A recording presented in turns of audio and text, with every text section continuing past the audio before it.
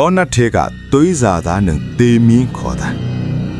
ရန်ကုန်မန္တလေးအမြန်လမ်းမကြီးဘေးကခက်လန်းလန်းမှာရှိတဲ့ဘကူရိုးမှာအဆက်ကရွာကလေးတရွာစီကိုအောင်တယောက်ဆိုင်ကယ်လေးတကြုံကြုံနဲ့ခရီးနှင်နေကြတယ်မိုးကလည်းအုံမိုင်းနေပြီးအနောက်ဘက်စီကနေလုံးကြီးကတူးရောင်လွမ်းကတဖြည်းဖြည်းငုတ်ရွှေးပြောက်ွယ်လူနေပြီလေးကလည်းတဝူးဝူးနဲ့တိုက်ခတ်နေပြီးတစ်ကိုင်းချောက်များရိုက်ခတ်တမ်းမှာတဆုံတယောက်ကလက်ခုပ်တီးနေတဲ့ရောင်တောက်မိုးကလည်းရွာတော့မှာပဲဒီနေ့မှဆိုင်ကယ်ကလည်းဘာဖြစ်နေမှမသိဘူးကိုအောင်တယောက်တည်းရေရွတ်ရင်အရှင်ကိုမြင့်လိုက်သည်တိုးတော်လဲလမ်းကပို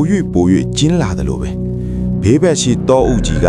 ပုံမိုတိတ်တဲလာသည့်လမ်းမထပ်မှာမြူနှင်းများဝေတယ်လို့မိခိုးများအုပ်တယ်လို့နဲ့မြင်းကွင်းကဝေဝါလာသည်ကိုအောင်ဤစိတ်ထဲတွင်တခုခုတော့မားနေပြီဟုခံစားနေရသည်ပုံနှံဆိုလျင်ဤလန်းသည်မိနစ်20လောက်ဆိုလျင်ရွာထိပ်ကိုရောက်ရမည်ဖြစ်တော်လဲယခုမူတနာရီနီးပါးမောင်းနေတော်လဲတောနတ်ထဲသို့သာပုံမိုတိုးဝဲနေတဲ့ကဲ့သို့ရှိသည်လေထုရဲတော့လဲပုတ်စော်နန်တစ်ခုကစာတင်ရရှိလာသည်ထိုအနက်မှာတရိษံတေပုတ်နတ်နင်းတူတော်လဲပို၍ပြင်းထန်ကရင်ကောင်းတဲ့အထိအောင့်တက်သွားစီသည်ကိုအဝီကြောပင်မှာစိတ်ခနေဖြစ်သွားပြီးအသားထဲကတဖြင်းဖြင်းတုံလာသည်တဆုံဒီလောက်ကသူ့နောက်ကြောဘက်ကနေစိုက်ကြည့်နေတယ်လို့ခံစားချက်မျိုး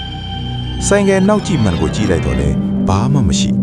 အမောင်တို့ကသာသူ့နောက်ကိုတရိပ်ရိပ်လိုက်ပါလာနေသည်ရုတ်တရက်ဆိုင်ကယ်ကဝုန်းကနေမီကရက်တန်သွားသည်ကိုအောင်ဘလို့ပဲနှိုးတော်လဲမရတော့ပဝန်းကျင်တစ်ခုလုံးတိတ်ဆိတ်သွားသည်ပရက်တန်ပင်မကြားရတော့ပဲတေမင်းတမျှတိတ်ဆိတ်နေသည့်အခိုက်တတ်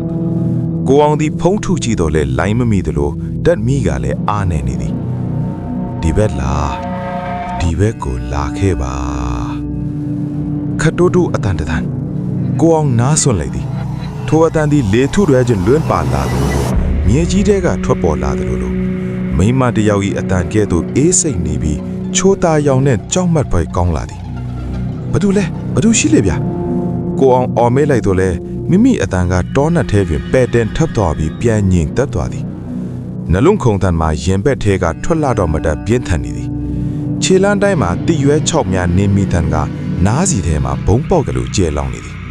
သူသည်အတန်လာရဘက်ကိုမတိစိတ်နဲ့ခြေလမ်းမိသည်တော်လန်းကပို၍မောင်လာပြီးတစ်ပင်ကြီးများမှာလက်မောင်းတန်းထားသောဘလူးကြီးများနှင့်သူ့ကိုဝိုင်းထားကြသည်ဒီဘက်လာကိုအောင်ဒီဘက်ကိုလာခဲ့ပါအတန်ကပို၍ရှင်းလာသည်ထူးဆန်းသည်မှာထိုအတန်သည်သူ့နာမည်ကိုသိနေသည်ပင်ကိုအောင်၏တကိုယ်လုံးချွေးစေးမြပြန်လာသည်ကြောက်ရွံ့စိတ်နှင့်တီးချင်စိတ်ရောပွန်းကတောနတ်ထဲသို့တိုးပင်သွားစဉ်ကြီးမားလာသောညောင်ပင်အိုကြီးတစ်ပင်အရှိအတွင်လွင်ရပ်တန့်သွားသည်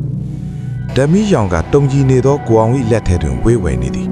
ညောင်ပင်ကြီး၏ပင်စီမှထူးဆန်းစွာဖျားပြောနေပြီးပင်စီအလဲတွေတဆုံတစ်ခုကိုရေးသားထားသည်ကိုတွေးလိုက်ရသည်ကိုအောင်ဓမီညင့်ဒေတာထူးကြည့်လိုက်သောအခါမောင်အောင်အသက်ဒီမှာဆုံးစေထိုစာသားမှာလက်လက်ဆက်ဆက်သွေးများနဲ့ရေးသားခြင်းဖြစ်ပြီးသွေးများကအောက်သို့တစ်ဆက်ကျနေစေကိုအောင်ဤချီလောင်များခွေရိုင်သွားသည်ဤတောနတ်ထဲတွင်ကို့အမေကိုသွေးနှင့်ရေးနိုင်သည်မှာလူသားမထင်နိုင်ရုတ်တရက်အပေါ်ကနေတဆုံတရာကျလာသောကြောင့်ကိုအောင်ရှောင်လိုက်ရသည်ကြည့်လိုက်သောအခါဆွေးမြင့်နေသောလူဦးခေါင်းခွင်တစ်ခုမင်းရောက်နေပြီသားပါအတန်မှာယခုမူသူနားရွက်နားလေတယ်အေးဆက်သောအသက်ရှူသံကသူ့လက်ပင်ကိုထိတွေ့နေသည်ကိုအောင်လဲပြန်ကြည့်လိုက်သောအခါမြင်လိုက်သည့်မြင်ကွင်းကြောင့်အော်ပေမအော်နိုင်တော့အရက်ခဏပင်ရက်မြင့်သောကိုခန္ဓာမှာမီးကျွမ်းထားတဲ့ကဲ့သို့မြဲညက်နေသည်မျက်လုံးများမှာပြူးချွေကအပြင်ကိုပြုတ်ထွက်လူနီးခင်းနေသောမိမတရေမတူသူမ၏လေပင်မှာပုံမှန်မဟုတ်ပဲနောက်ကို180ဒီဂရီလေပြန်လွှမ်းနေသည်ပါးတွေကသွေးများတစ်ဆက်ကြက်နေသည်ငါတို့အဖော်လုပ်ပြီးတော့မင်းကိုငါစောင့်နေတာကြာပြီသူမ၏လက်ထဲရှည်ကြီးများကကိုအောင်၏ပခုံးကိုစုပ်ကိုင်လိုက်သည်အေးဆယ်မှုကအယိုးတဲ့အထိစိတ်ဝင်သွားသည်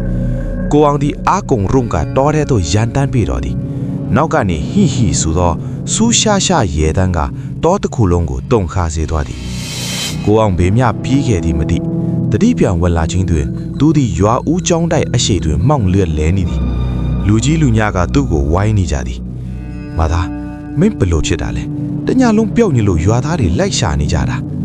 ရွာเจ้าဆရာတော်ကြီးကပရိတ်ရီတိုက်ကျွေးရင်မိတ်သည်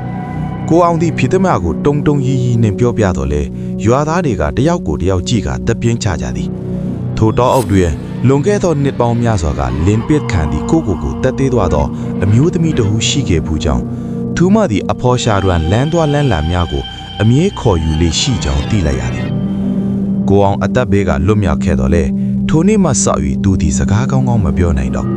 ညတိုင်းအိတ်မက်ထွဲတွင်ဒီဘက်လာဆိုသောအတန်ကိုကြားနေစေအဆိုးဆုံးမှာသူ၏ကြောပင်မှာလက်သေးနှင့်ကုတ်ထားသောသွေးရကြီးငါးကြောင်းမှာမဲသည့်စိမ့်နှင့်မှာကူးတမရပဲယနေ့တိုင်းရှိနေခြင်းဖြစ်တော်သည်